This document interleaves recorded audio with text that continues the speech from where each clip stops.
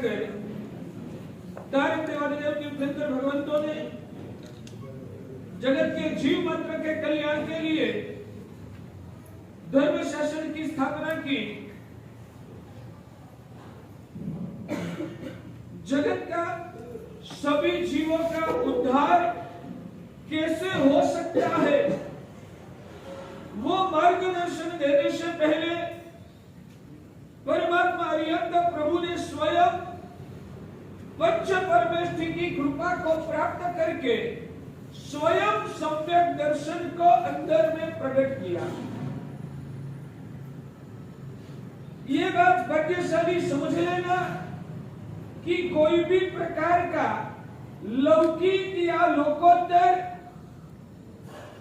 विकास करने के लिए सबसे बड़ा जो कोई आलंबन हो तो वो पंच परमेष्ठी का अनुग्रह है। आध्यात्मिक जगत में भी सफलता पाना है, आत्मशुद्धि करना है, मोक्ष मार्ग की यात्रा में खुद का विकास करना है, तो वो विकास कैसे हो पाएगा? तो ज्यादातर अज्ञानी और मिथ्या दृष्टि आत्माओं की वो गलत समझ होती है कि साधना करने के लिए मुझे पुरुषार्थ करना है और मैं मेरा पुरुषार्थ से ही आगे बढ़ पाऊंगा। ज्यादातर संसारियों की ये गलत समझ है भाई। आत्मा का उत्थान करना है तो कैसे हो पाएगा? आइंबिल की ओली करना है, मैं पुरुषार्थ कर रहा हूं, मुझे दो प्रतिक्रमण सीखना है, मैं कोशिश करता हूं, मैं मेहनत करता हूं, पुरुषार्थ करता हूं, मुझे सभी तीर्थों की यात्रा करना है, मैं समय निकालने की कोशिश करता हूं। हर जगह पर आपको खुद की प्रगति करने के लिए मुझे गुस्सा बहुत आता है, मेरा गुस्सा को शांत करना है और दिमाग को शांत करने के लिए मैं बहुत कोशिश करता हूं। आप जो भी अंतरंग शुद्धि के बारे में प्रगति करते हो उसके लिए आपका भरोसा किसके पर है? भाग्यशाली आप लोगों का भरोसा किसके पर रखते हो? पुरुषार्थ पर, खुद के पुरुषार्थ के पर भरोसा रखते हो और पुण्य करना है। ये जगत में, भौतिक जगत में भी मिलने वाली जो भी सफलताएं हैं वो भी पुण्य से मिलती है। और पुण्य कैसे बढ़ता? तो पुण्य भी पंच परमेष्ठी का अनुग्रह से प्राप्त होता है। ये बात बराबर दिमाग में बिठाइए, उसमें आपको कोई प्रश्न है आप स्वयं पूछोगे ना तो समाधान देने में और मजा आए। कल नवकार महामंत्र की जो आराधना है ना, एक बात समझना, पंच परमेष्ठी तो हमेशा कृपा बरसाते ही। अरिहंत भगवान, सिद्ध भगवान, आचार्य भगवान, उपाध्याय भगवान, साधु भगवान, नवकार महामंत्र में ये जगत के परम पूजनीय पंच तत्वों का नमस्कार और पंच तत्वों की उपासना उसमें की जाती है। ये पंच परमेष्ठी का अनुग्रह, अनुग्रह यानी कि उनकी जो कृपा है, उनका जो आशीर्वाद है, क्या जब हम उनकी उपासना करते हैं तब उनका आशीर्वाद बरसता है। आप लोग कहते हैं कि गुरु महाराज आशीर्वाद प्रदान करो, गुरुदेव आशीर्वाद बहो, तो क्या आप जब विनंती करते हैं तब देव और गुरु आपके पर आशीर्वाद बहाते हैं? भाग्यशाली तो वो कब बहाते हैं? निरंतर। जब आप पात्र बनो तब वो देव गुरु आपके पर आशीर्वाद बहाते हैं। देव गुरु आशीर्वाद कब बरसाते हैं? आप जब पात्र बनो तब वो आपको आपके प्रति आशीर्वाद बहाते हैं ना। भाग्यशाली अब क्या मानते हो? मैं आपका रिस्पॉन्स चाहता हूँ, समझ में नहीं आता तो बोलो, बता दिए तो मैं जवाब दूंगा। गुरु आशीर्वाद कब बरसाते हैं? पात्र बनने के लिए भी आशीर्वाद चाहिए। कहाँ से जवाब आया? हाँ बोलिए। पात्र बनने के लिए भी आशीर्वाद चाहिए। अब मगर वो कब आप पात्र बनते हो बाद में आशीर्वाद देते हैं या पात्र बनने से पहले भी देते हैं? यानी कि आप अंदर में वो श्रद्धा पैदा करो कि हमारे जो देव गुरु है, हम जब पात्र होते हैं तब भी आशीर्वाद बहाते हैं, जब हम पात्र नहीं बने हैं तब भी वो हमारे पर आशीर्वाद बहाते हैं। जब हम उपाश्रय में आते हैं तब भी देवगुरु हमारे पर आशीर्वाद बहाते हैं। जब हम उपाश्रय में नहीं आते हैं तब भी वो हमारे पर आशीर्वाद बहाते हैं। जब हम धर्म करते हैं ना तब भी वो हमारे पर आशीर्वाद बहाते हैं। जब हम पाप सेवन करते हैं ना तब भी वो हमारे पर आशीर्वाद बहाते हैं। दिवस के टाइम में भी वो आशीर्वाद बहाते हैं, रात्रि के टाइम में भी वो आशीर्वाद बहाते हैं। 24 घंटा 360 दिन जगत के सभी जीवों के पर देव और गुरु की करुणा तो हमेशा बरसती है। भाग्यशाली करुणा और आशीर्वाद दोनों एक है। करुणा और जो आशीर्वाद है वो आशीर्वाद का एक प्रकार है।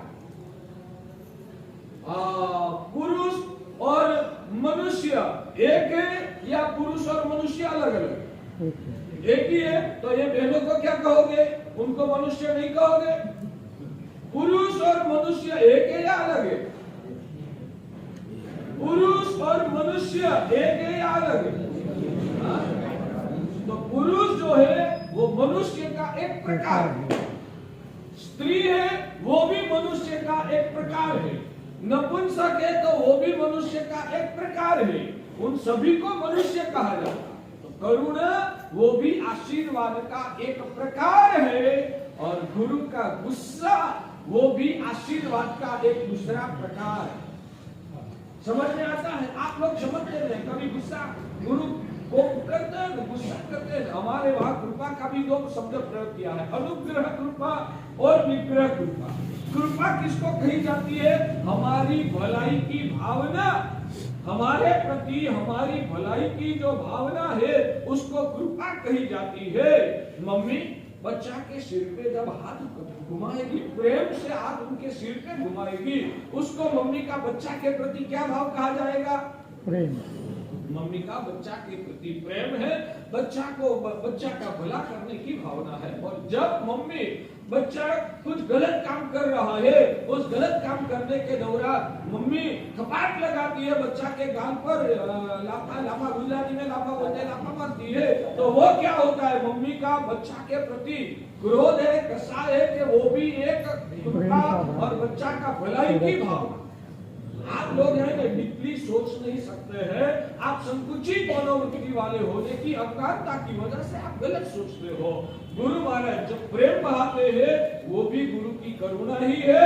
और गुरु कभी क्रोध कसाई करते हैं, आपकी परिभाषा में गुस्सा करते हैं, वो भी हमारा भलाई की भावना से गुरु के अंतर में से निकलने वाली, इसको निग्रह कृपा कही जाती है। समझ में? यानी कि जो आपको गलत लगता है मगर आपको बचाने के लिए, आपको सुधारने के लिए, जब मीठी नजर से आप नहीं सुधर रहे हो ना तब लाल आंख करना ना वो भी आपकी भलाई के लिए जरूरी होता है। पुण्यशाली समझ में आता है?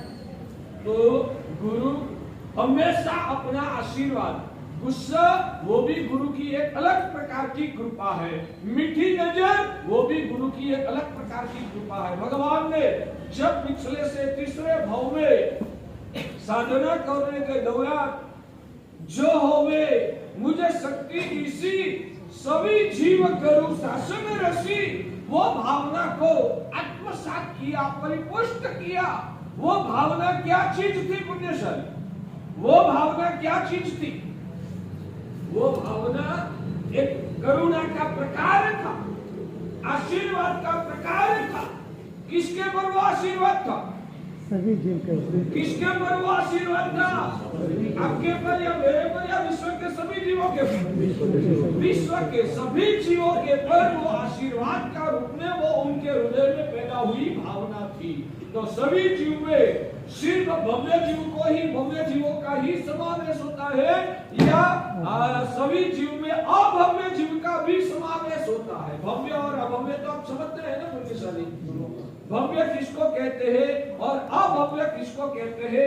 जिनको वो समझ क्लियर नहीं है वो हाथ खड़ा कर।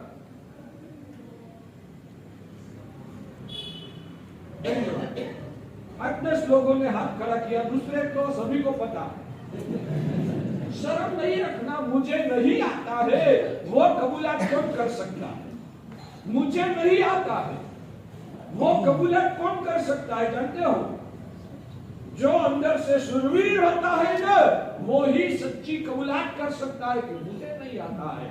और जो कबूलात नहीं कर सकता है वो अंदर से निर्माल है। इसलिए फिर से बोल रहा हूं, उसमें क्या है, समझना भी हो तो गुरु महाराज यहाँ समझाएंगे भव्य और अभव्य इन दोनों में क्या फर्क है। वो जिनको पता नहीं है ना, वो फिर से एक बार हाथ खड़ा करो, शर्म छोड़। कितने आप सरल है।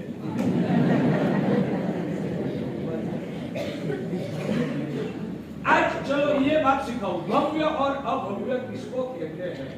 एक उदाहरण के साथ पूरा प्रवचन उसमें ही खत्म हो जाएगा, मगर ये सब समझना तो पड़ेगा ना। भगवान कहते हैं कि इस जगत में 3 प्रकार के जीव होते हैं। इस जगत में 3 प्रकार के जीव होते हैं। एक है भव्य, दूसरा है अभव्य और तीसरा है जाति भव्य। एक है भव्य जीव, दूसरा है अभव्य जीव और तीसरा है जाति भव्य जीव। ऐसे जीवों के टोटल पूरे विश्व में 14 राजलोक में मोक्ष में गए हुए जीवात्मा को वाकात करना है। मोक्ष में गए हुए जीवात्माओं का इसमें समावेश नहीं है। मोक्ष में गए हुए सिद्ध, जो मोक्ष में चले गए ना उनको सिद्ध भगवान कहलाता है। जो मोक्ष में गए उन सभी आत्माओं को सिद्ध भगवान कहलाते हैं। और नमो सिद्धांत पद से ऐसे अनंत सिद्ध भगवंतों को हम हमेशा नमस्कार करते हैं। वो सिद्ध भगवंतों का इसमें समावेश नहीं है। उनको छोड़कर इस विश्व में जितने भी जीवात्माएं हैं वो या तो भव्य होगा, या तो अभव्य होगा, या तो जाति भव्य होगा। भव्य शब्द की व्याख्या पहले समझना है। भव्य किसको कहते हैं? जिसमें सभी कर्मों को जलाकर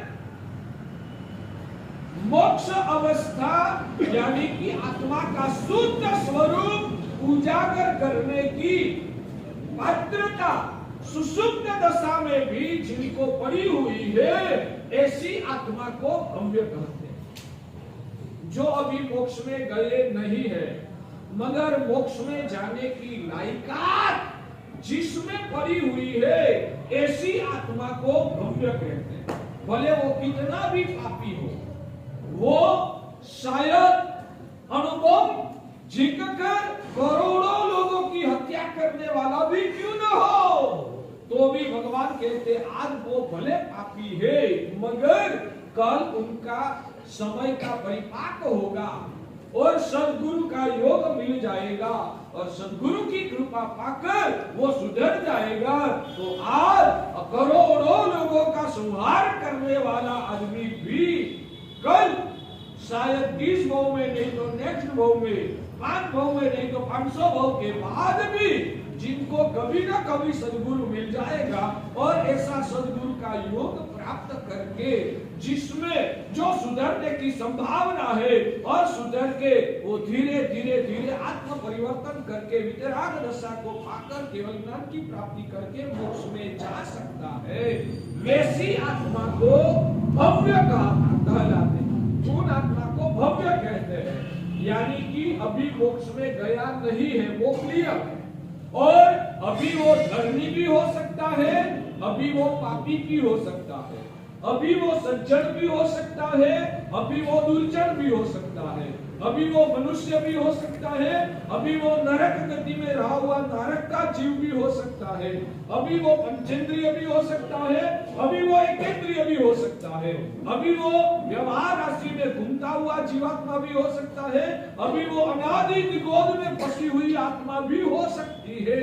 14 राजलोक में कोई भी अवस्था में हो मगर कभी ना कभी उनको सब अनुकूल संयोग प्राप्त हो जाए तो सुधरने की पात्रता का बीज जिसमें पड़ा हुआ है, ऐसी आत्मा जो कभी ना कभी मोक्ष में जाने की पात्रता अंदर में रखता है, ऐसी आत्मा को भव्य कहते हैं। समझ में आया? ऐसी आत्मा को पहले तीनों की व्याख्या दिखा देता हूं, बाद में उदाहरण के साथ ही सिखाऊंगा। ये भव्य आत्मा का लक्षण कहा। अभव्य किसको कहते हैं? जिनको शायद साक्षात तीर्थंकर भगवंत का भी योग मिल जाए, मगर अंदर से आत्मा ही इतनी कठोर है कि जिनकी आत्मा आज नहीं अनंती बार तीर्थंकर का योग मिल जाए, अनंती बार चारित्र ग्रहण भी कर ले, तो भी अंदर से आत्मा में कोई कोमलता परिवर्तन आने का संभव नहीं है। और इस वजह से जो आत्मा कभी भी मोक्ष में जाने वाला नहीं है, अनंत काल में जिन आत्मा को कभी भी सम्यक दर्शन की भी स्पर्श न होने की कोई शक्यता नहीं है, क्योंकि अंदर से आत्मा ही इस प्रकार की है, अंदर में लायकात नहीं है। और इस वजह से जो आत्मा कभी भी मोक्ष में जाने वाला तो है ही नहीं, मोक्ष में जाने की लायकात भी जिसमें नहीं है, ऐसी आत्मा को अभव्य कहते हैं। ऐसी आत्मा भी दीक्षा जीवन में आती है? अरे आती है, नहीं आचार्य भी बनती है, सिर्फ आचार्य बनती है ऐसा नहीं, आपको दिख के लग जाएंगे क्या उत्कृष्ट चारित्र है, मगर भगवान कहते हैं कि अंदर से शायद वो अभवी भी हो सकता है। दीक्षा की बात मत कीजिए, आचार्य भी हो सकता है। आचार्य बनने के बाद जैसे मैं प्रवचन करता हूँ ना, मैं प्रवचन करता हूँ ना, मैं तो कुछ नहीं करता हूँ, मेरा प्रवचन में तो 200-500 लोग आते हैं, क्या ज्यादा, उनके प्रवचन में तो हजारों लाखों लोग आए, और क्या उनकी प्रवचन धारा हो, उनका प्रवचन सुन के हजारों लोग का कल्याण होगा, मगर खुद का कभी केवल ज्ञान तो नहीं, सम्यक दर्शन भी प्राप्त होने वाला नहीं है। ऐसा हो सकता है, मगर सावधान। तो पढ़ाई करते जाएंगे तभी तो प्रवचन शक्ति सुदृढ़ बनती जाएगी। तो पढ़ाई करते वक्त तो ख्याल नहीं आएगा?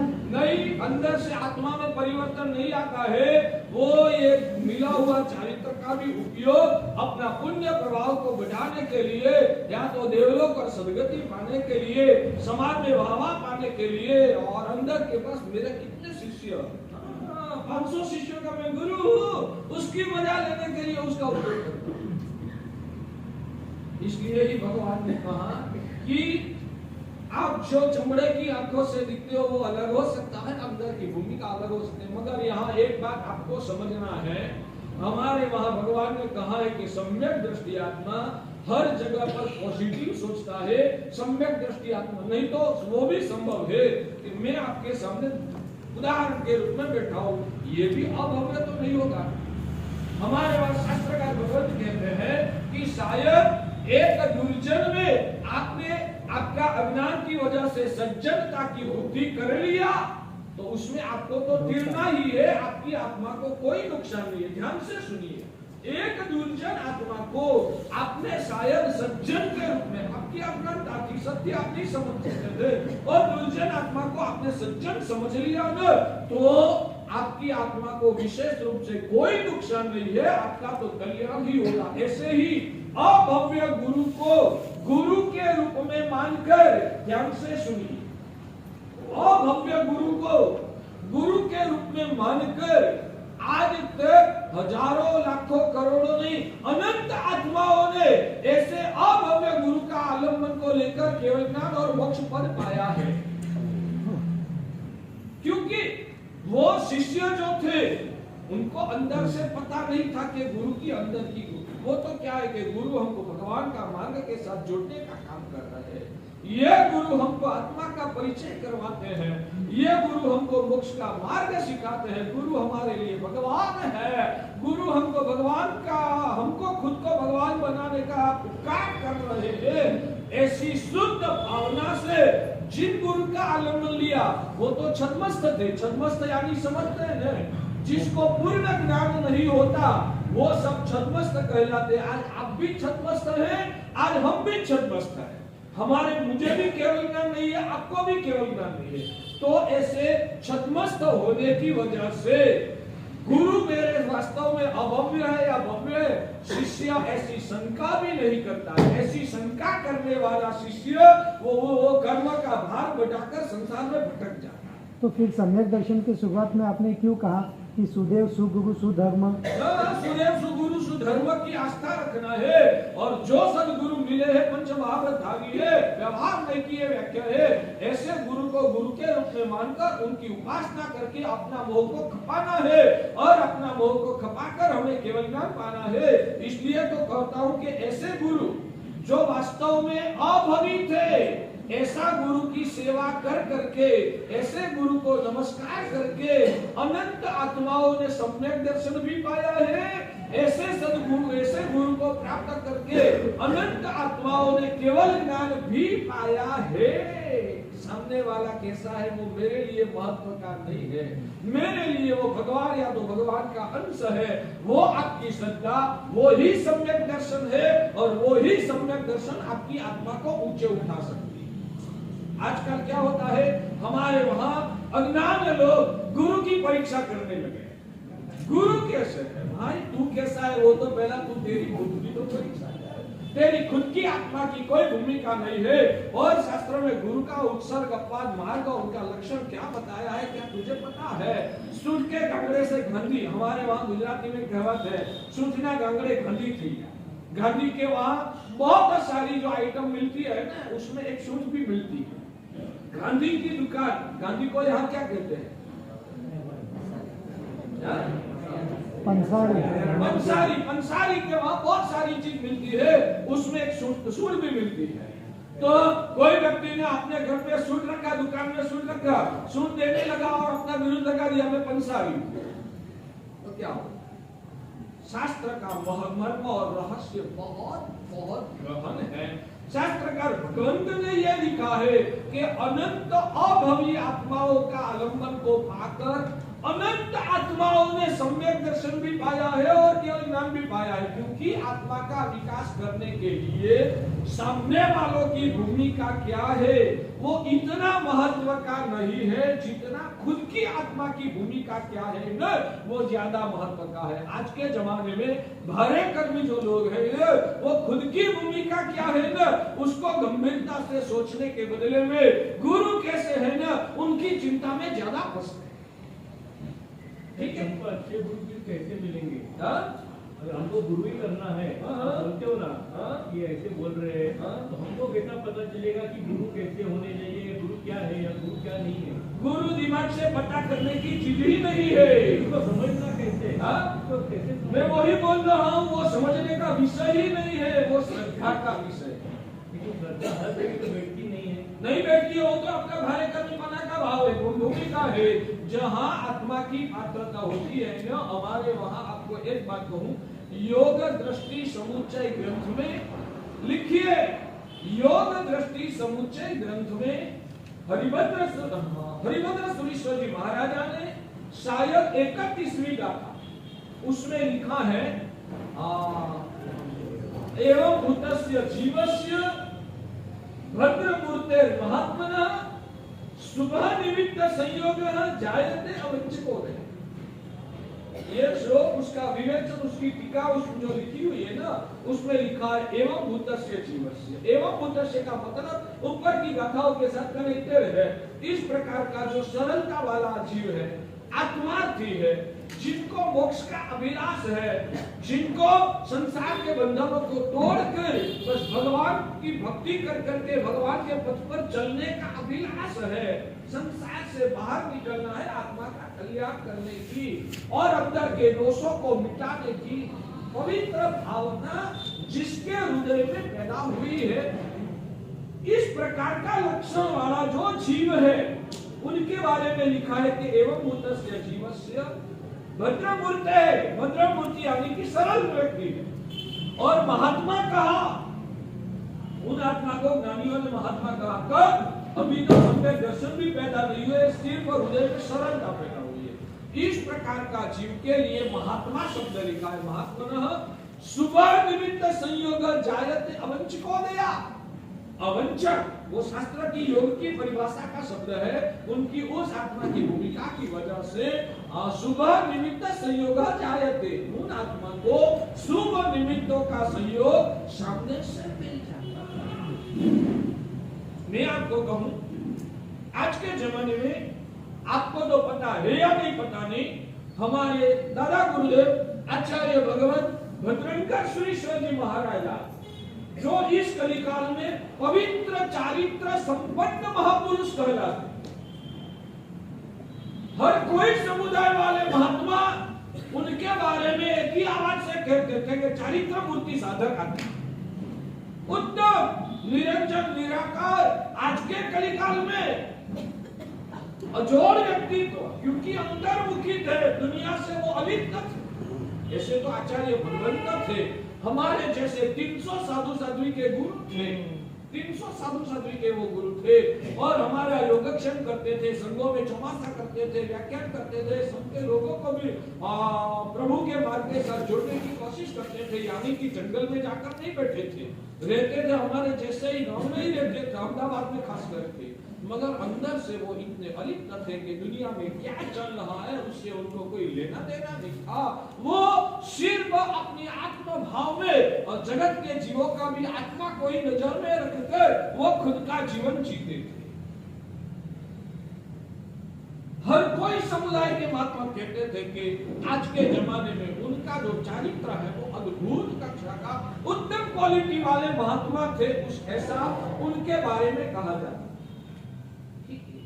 मैं मेरा सौभाग्य समझता हूं कि मुझे दीक्षा लेने से पहले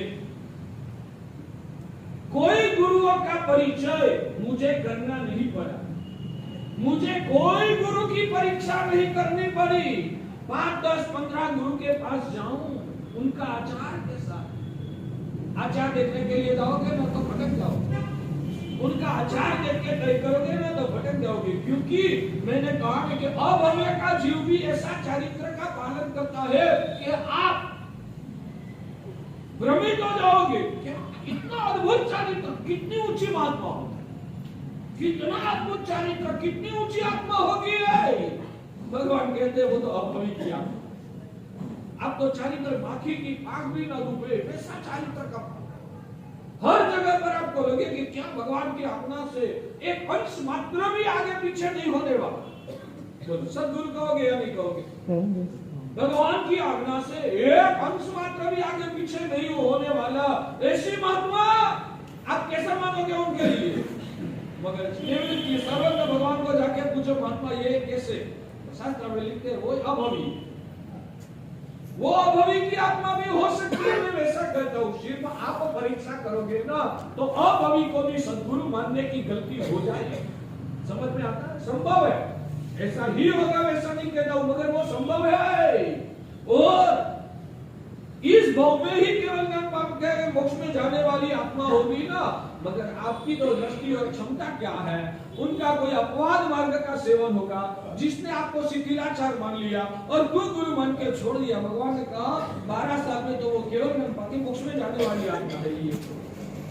यानी कि मेरी और आपकी कोई क्षमता ही नहीं है कि सदगुरु की हम परीक्षा कर सके, वो हमारी कोई हैसियत नहीं है। तो क्या करना वो बता रहा हूं।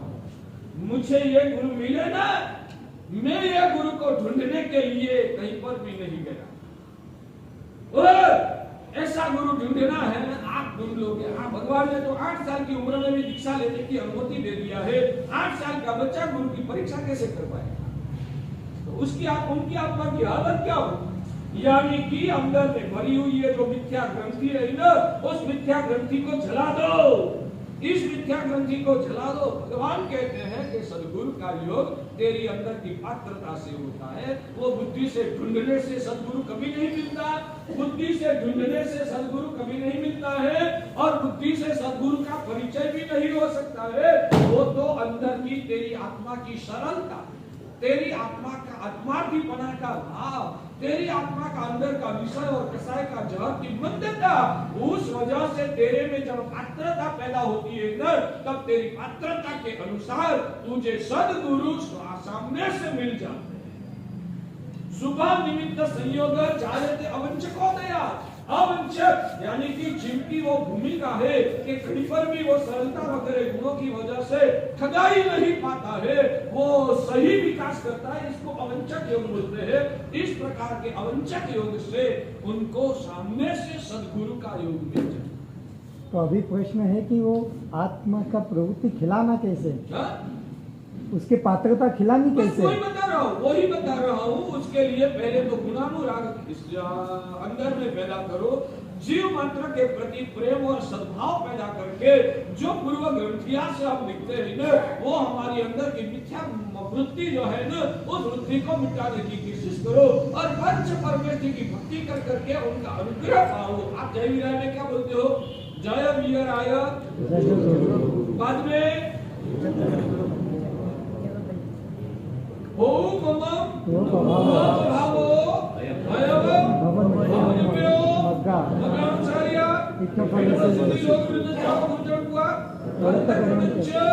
गुरु जो क्या बोला वो मेरे समझ में नहीं आया।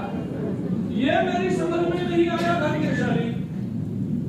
क्या सुह गुरु योगो, उसका मतलब क्या?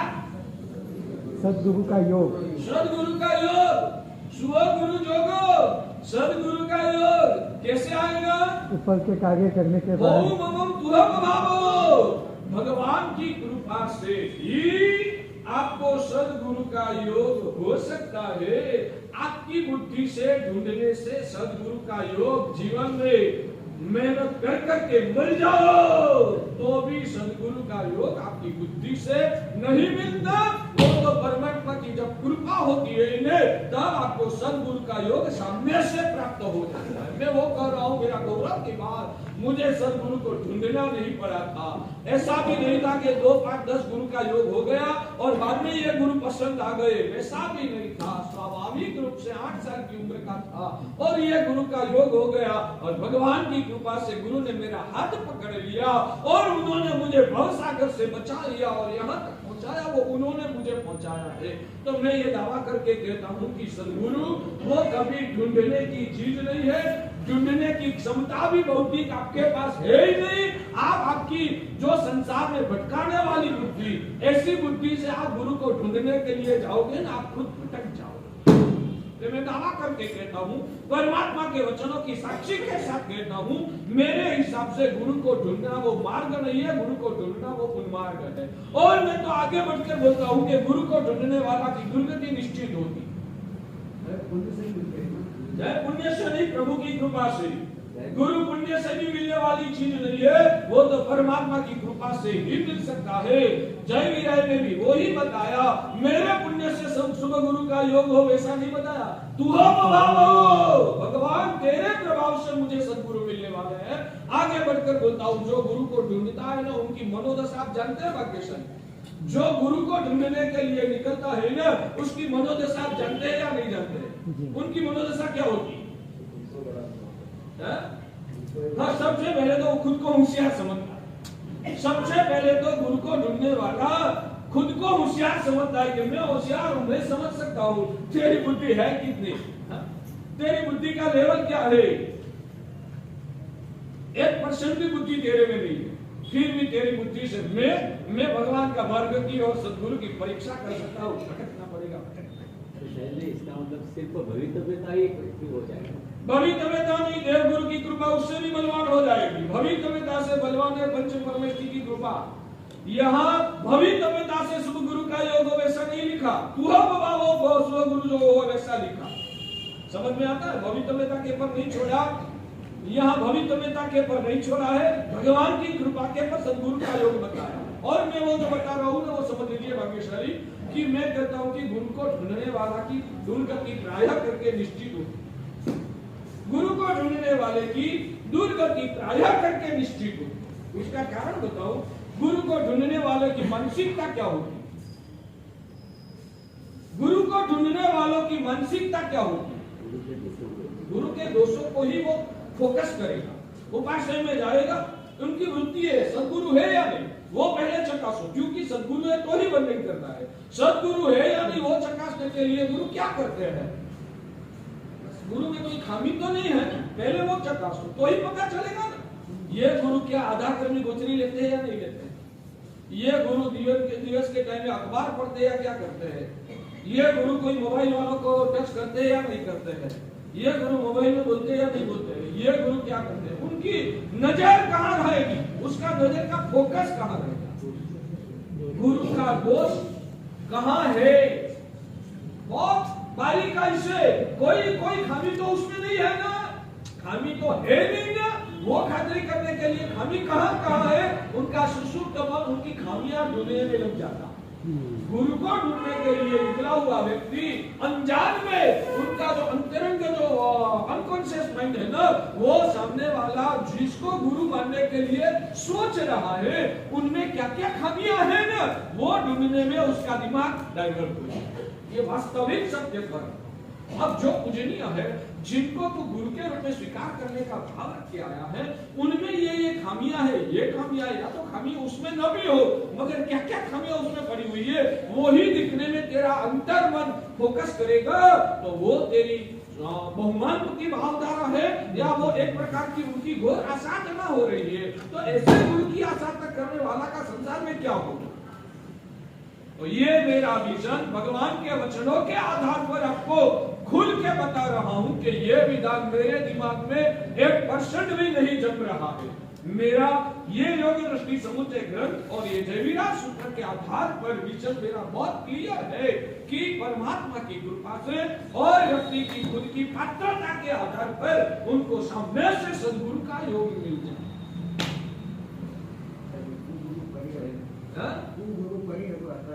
कुगुरु परिहरु, मगर कुगुरु की व्याख्या पढ़ी है शास्त्र में, उसकी विवेचन जो टीका वगैरह में पढ़ी है कि गुरु का लक्षण क्या बताया है।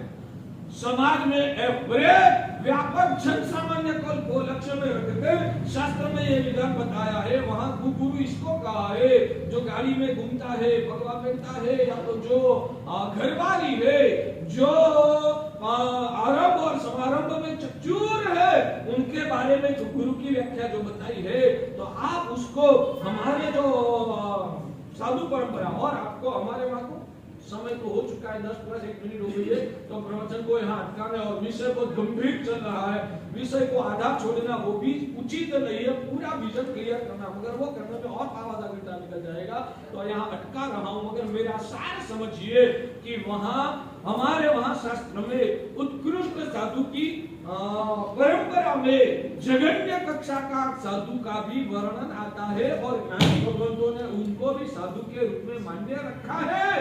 आपको जब भी सिखाया जाता है कि साधु कैसे होने चाहिए, तब आपको वही सिखाया जाता है कि उत्कृष्ट साधु कैसा।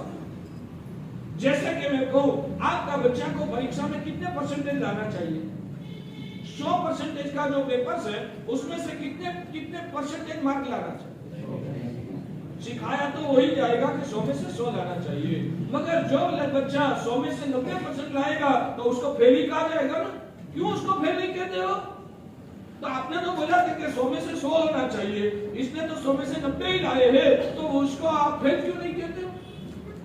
तो वो उत्कृष्ट आदर्श की बात, आदर्श वही होता है, मगर सब आदर्श को नहीं छू सकते हैं। 90% भी लाया उनको भी फिर थपथपाना ही पड़ेगा, क्योंकि वो भी फर्स्ट क्लास में पास हुआ है, तो वो भी धन्यवाद को ही पात्र है। अच्छा ठीक है, 90% लाया तो पास कहा जाएगा, मगर 80-75 या 70% लाया उसको तो फेल ही करना पड़ेगा।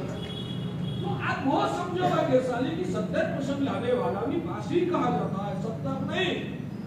50% मार्क्स लाए थे तो भी सरकार भी उसको पासी कहती है, फेल नहीं कहती। हाँ, कमजोर पक्का है मगर फेल नहीं।